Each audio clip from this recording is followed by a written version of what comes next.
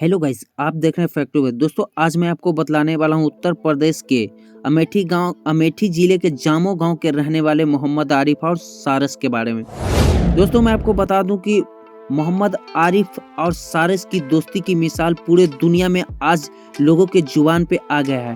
दरअसल मोहम्मद आरिफ को इस सारस उनके खेत पे जब सारस के पैर में चोट लगा हुआ था तो मोहम्मद आरिफ को मिला और मोहम्मद आरिफ ने उस सारस के पैर के चोट को ठीक किया।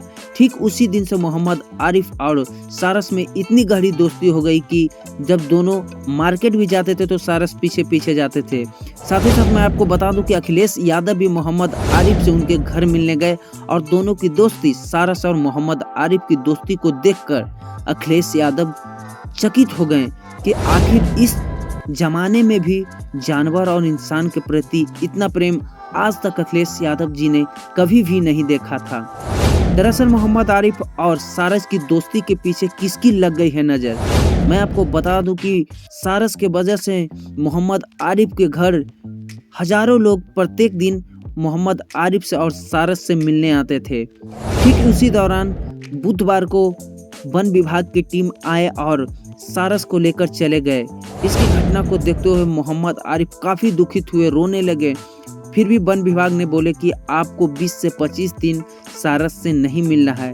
दरअसल जब रायबरेली में सारस को ले गया और वन विभाग वाले ले जाकर के उस रायबरेली के जगह पे रख दिए तो सारस वहां से भाग गया। और ये सुनकर मोहम्मद आरिफ काफ़ी दुखी हुए और लोगों से गुहार लगाए हैं कि जिन भाई बहनों के वो सारस मिले उसे फिर से मेरे पास ले आए।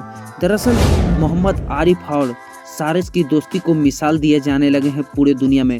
मैं आपको बता दूं कि मोहम्मद आरिफ और सारस की दोस्ती आज के डेट में इतनी गहरी दोस्ती कभी किसी इंसान से हो ही नहीं सकता है। एक बेजुबान ने दोस्ती कर दिखाया मोहम्मद आरिफ से, और इतनी गहरी दोस्ती कि दोनों एक ही साथ खाना खाते हैं और एक ही साथ घूमने भी जाते हैं। मैं आपको दिखा रहा हूँ, देख सकते हैं किस तरह मोहम्मद आरिफ के साथ सारस खाना खा रहे हैं। मोहम्मद आरिफ को हजारों लोग प्रत्येक दिन मिलने आते थे और हजार वीडियो बनाते थे। दोस्तों, मैं आपको बताना चाहता हूँ कि मोहम्मद आरिफ ने एक ऐसा काम करके दिखाया जो कि आज की दुनिया में एक इतिहास बना दिए हैं। बताया जाता है कि मोहम्मद आरिफ से जब अखिलेश यादव मिलने आए तो विपक्ष के पार्टी ने सारस को वन विभाग द्वारा उसे रायबरेली के वन पर्यवेक्षण में रखा गया है।